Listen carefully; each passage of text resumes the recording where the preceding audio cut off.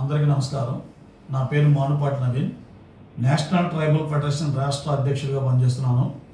ఈరోజు మీ అందరి ముందుకు రావడం గల కారణం ఏంటంటే, నిన్న బెందాళం అశోక్ ఇచ్చాపురం నియోజకవర్గ ఎమ్మెల్యే గారు గిరిజన నేతల పట్ల అతను వాడిన పదజాలం, అతనికి ఎవరైతే ఎమ్మెల్యే సీట్ ఇచ్చారో ఆ పార్టీ కానీ చంద్రబాబు నాయుడు గారు కానీ ఇలాంటి పదజాలం వాడమని మీకు ఎమ్మెల్యే పదవి ఇచ్చారా? ఏమన్నారు? బాస్టార్డ్. బాస్టార్డ్ అంటే అర్థం ఏంటి ఎమ్మెల్యే గారు? ఒక గిరిజన నేతల్ని మీరు ఏదైతే అసెంబ్లీలో ప్రస్తావించారో, బెంతో ఒరియా కులం గురించి ఎస్టీలో చేర్చాలని చెప్పి వాళ్ళ సర్టిఫికేట్ గురించి మీరు ప్రస్తావించారు.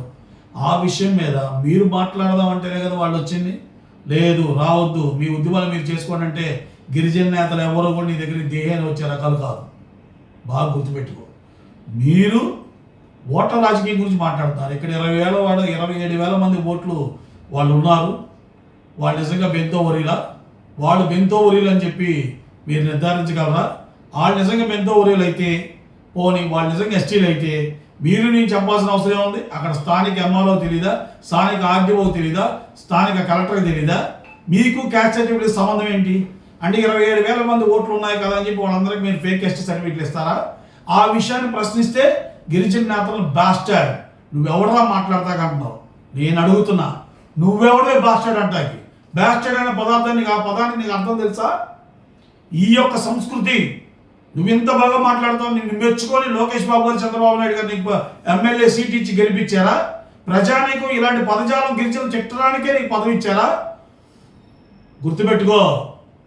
అక్కడ 27,000 మంది ఓట్లు ఉన్నారు అంటున్నావు. అదే నియోజకవర్గంలో ఎస్టీ ఉన్నారు. నీ పక్క నియోజకవర్గంలో ఎస్టీ ఉన్నారు. 175 నియోజకవర్గాల్లో కూడా ప్రతి నియోజకవర్గంలో ఎస్టీలు ఉన్నారు.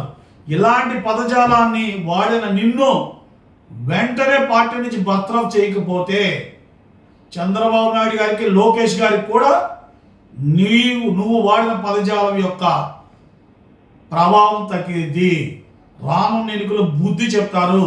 నువ్వు మాట్లాడుతున్నావు, ఓటింగ్ గురించి మాట్లాడుతున్నావు అంటే ఇంతకంటే ఎక్కువ ఓట్లు ఉంటే వాళ్ళు కూడా ఎస్సీ సర్టిఫికేట్ ఇప్పిస్తావా?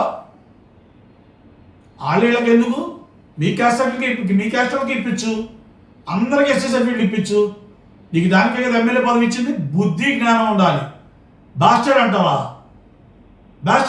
నువ్వు బాస్టర్డ్ అన్న వ్యక్తి ఏ పార్టీ? నీ పార్టీయేగా. మొన్న నీ గెలుపులో కృషి చేసింది కూడా అతను పాత్ర ఎంత ఉంది? నీ జెండా పట్టుకొని నీతో పాటు తిరగలేదా? నీకు ఓటేయమని చెప్పినందుకు అతను బాస్టర్డ్ అయ్యాడా? చెప్పాలి. ఈ ప్రశ్నకు అశోక్ గారు, ఎమ్మెల్యే గారు, మీరు సమాధానం చెప్పకపోతే ఈ యొక్క ఉద్యమం రాష్ట్ర వ్యాప్తంగా జరుగుద్ది. మేము ఆల్రెడీ దీని మీద కంప్లైంట్ రేజ్ చేస్తున్నాం. స్థానిక పోలీస్ స్టేషన్ కంప్లైంట్ చేస్తాం. రాష్ట్ర ఎస్టీ కమిషన్కి మరియు కేంద్ర ఎస్టీ కమిషన్కి, అలాగే కేంద్రానికి కూడా ఈ అంశాన్ని పంపించవలసి వస్తుంది. మీరు వెంటనే మీ యొక్క మాటని వెనక్కి తీసుకొని బేషరతుగా గిరిజనులందరికీ క్షమాపణ చెప్పాలి.